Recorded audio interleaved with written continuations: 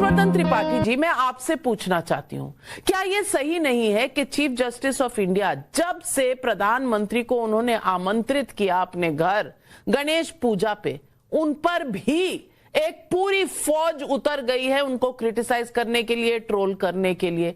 तब तक वो जो कर रहे थे सही थे, लिबरल इकोसिस्टम के वो लिटरली डार्लिंग थे। लेकिन जिस दिन से वो गणेश पूजा हुई है, उस दिन से तमाम लोग उनके बारे में क्या लिख रहे हैं। और आज उन्होंने ये भी साफ किया कि ऐसे ये सोशल ओकेजन होते हैं, इसमें कोई न्यायालय वाली बात नहीं होती।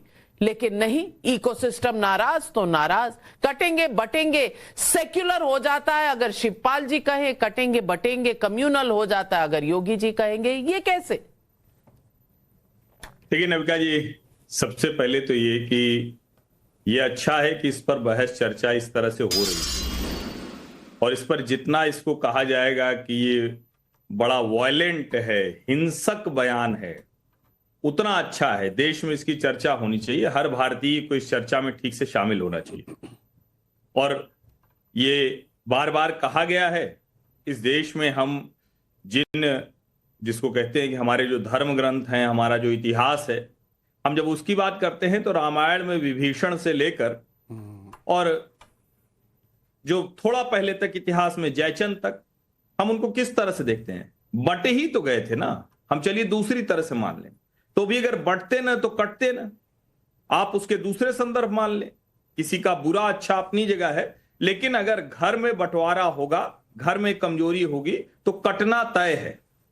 और इसको कहने का तरीका अलग हो सकता है। यह भी एक तरीका है जो संघ की तरफ से आया कि जब जब हिंदू भाव को भूले, आई विपदा महान, भाई छूटे धरती खोई, मिटे धर्म संस्थान, ऐसे भी कह सकते हैं, या अंग्रेजी वाला भी कह सकते हैं जो अभी शहजाद ने बताया।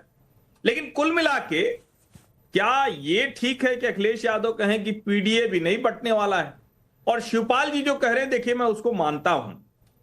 मैं एक पत्रकार के तौर पर, उससे पहले छात्र राजनीति में रहते हुए, और जो मेरी याद है, शिवपाल जी की ये छवि है, बड़े मतलब इस मामले में विख्यात हैं। वो तय कर लेंगे तो पीट देंगे नविका जी, इसमें आप कमजोर मत समझिए उनको। और उनका पूरा इतिहास ही रहा है।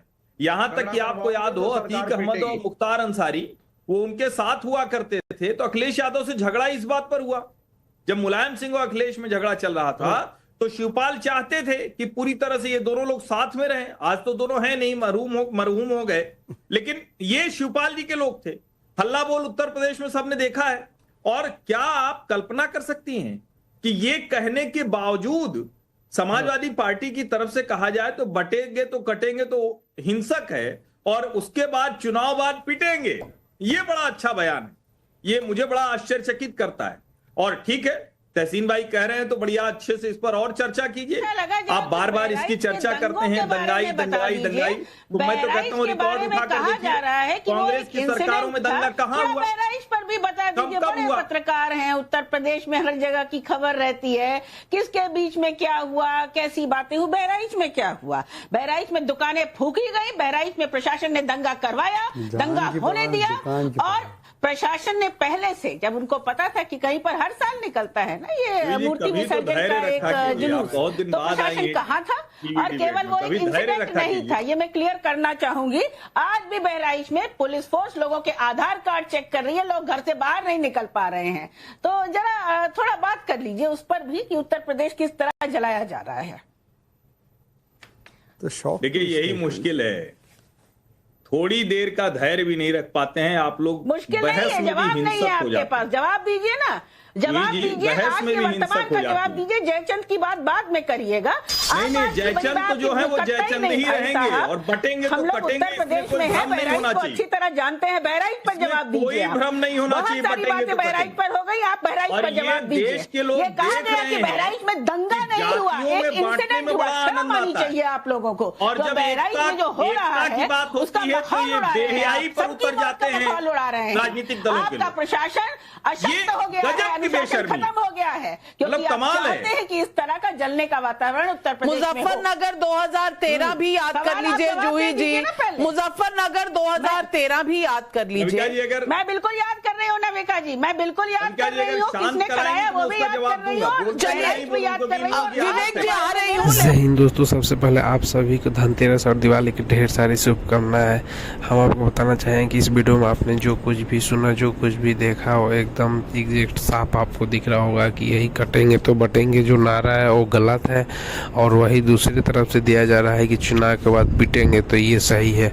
तो आपको इस वीडियो में ये देखने के बाद क्या लग रहा है कि किस पार्टी की तरफ से गलत बयानबाजी की गई, किसके तरफ से सही की गई, और जो अब उत्तर प्रदेश है वहाँ बहराइच वाली जो घटना हुई उसको लेकर अभी भी डिबेट चल रहा है, तो उसको अभी तक नहीं सुलझाया गया। आपको क्या लगता है, इससे भी बड़े बड़े इंसिडेंट हुए हैं या नहीं हुए हैं, हमें कमेंट सेक्शन में बताइएगा और बने रहिएगा लास्ट तक। पूछा गया, हर्षवर्धन त्रिपाठी जवाब देना चाह रहे हैं। जूही जी जरूर सुनिए, हर्षवर्धन त्रिपाठी जी 30 सेकंड। दुकानों को फूका। हर्षवर्धन देखिए, मैं फिर से कह रहा हूं, और मैं तो आपके साथ बहस में रहा हूं निरंतर, और मैंने पहले दिन से कहा प्रशासन की गलती है, लापरवाही है, उसका सुधार होना चाहिए। वो हत्यारे पकड़े गए, हत्यारोपी पकड़े गए हैं, ये करना चाहिए था, बिल्कुल दुरुस्त काम किया। लेकिन दुर्भाग्य से उन हत्यारों के साथ एक पार्टी खड़ी, ये दुर्भाग्य है। और दुर्भाग्य की बात यह है कि सर्वाधिक दंगे जिन सरकारों के कार्यकाल में हुए वीडियो बना रहा है और आप कह रहे हैं गलती है। नविका जी, बीच में बोलना भद्रता होती। जूही जी आपने जवाब मांगा है तो सवाल आपने पूछा है, जवाब मांगा है तो जूही जी सुन भी लीजिए ना, जवाब सामने आ जाएगा। मैं जवाब सुन लीजिए, फिर आपको समय दूंगी। त्रिपाठी जी अपनी बात खत्म करें। उत्तर प्रदेश में दंगे सिर्फ और सिर्फ कांग्रेस और समाजवादी पार्टी के शासन में हुए हैं, और मुजफ्फरनगर के दंगे तो ऐसे हैं जिसका घाव अभी तक नहीं भरा, इसीलिए बीच बीच में उसके जिसको कहते हैं ना कि अंदर से मुश्किल खड़ी हो जाती है, विदिन समाजवादी पार्टी मुश्किल खड़ी होती है। और कांग्रेस पार्टी तो पूरे देश में दंगों का इतिहास है। मैं तो रिकॉर्ड के तौर पर कह रहा हूँ, बीजेपी की सरकारें आई, दंगे होने बंद हो गए। लोग लखनऊ में फोन किए, देश के हर हिस्से में। पुलिस मुख्यालय में मैं डीजीपी से रिक्वेस्ट करती हूँ कि इनको बुला लें, इनको बुला लें, डीजीपी बुला लें, उत्तर प्रदेश के मुख्यमंत्री बुला लें, ये बयान दे दें जिससे कि हमारा बहराइच कम से कम जो जलता हुआ है वो शांत हो, और जो इसके लिए जिम्मेदार है उनको सजा मिले। लेकिन एक मिनट, ये मेरी डिबेट पीडीए पर है, पीडीए वर्सेस कटेंगे बटेंगे, लेकिन मैं इस मुद्दे को वापस सेंटर स्टेज लाते हुए विवेक श्रीवास्तव जी आपसे पूछना चाहती हूँ। आज निशिकांत दुबे जी ने भी एक मुद्दा उठाया है, अल्पसंख्यकों के, पिछड़ों के, दलितों के तो आप हिमायती है ना। अब वो कह रहे हैं कि वहां झारखंड में बांग्लादेश से आए हुए लोग बस गए हैं, मुसलमान। दोस्तों, आप अगर यहाँ तक आए हैं तो आपको हमें उम्मीद है कि ये वीडियो अच्छा लगा होगा। आपसे एक रिक्वेस्ट रहेगी कि आप हमारे चैनल पर पहली बार आए तो चैनल को सब्सक्राइब करके वीडियो को लाइक कर दीजिएगा, और बेल आइकन घंटी को दबाना मत भूलिएगा, ताकि ऐसी वीडियो आपको हमेशा मिलती रहे। आपसे एक और रिक्वेस्ट रहेगी कि आप अपने फ्रेंड सर्किल में इस वीडियो को जरूर शेयर कीजिएगा, ताकि वो भी इस वीडियो का आनंद उठा सके। और अंत में आपसे बोलना चाहूँगा कि आपने इस वीडियो में जो कुछ भी देखा हो, दोस्तों ये डिबेट जो चल रही थी वो टाइम्स नाउ नव भारत के स्टूडियो में चल रही थी। चीफ एडिटर नाविका कुमार जी हैं, और इसमें आने वाले जो मेहमान हैं उनके नाम हम आपको बता दें। शाहजाद पूनेवाला जी हैं, तहसीन पूनेवाला हैं, जूही सिंह हैं, विवेक श्रीवास्तव, हर्षवर्धन त्रिपाठी है।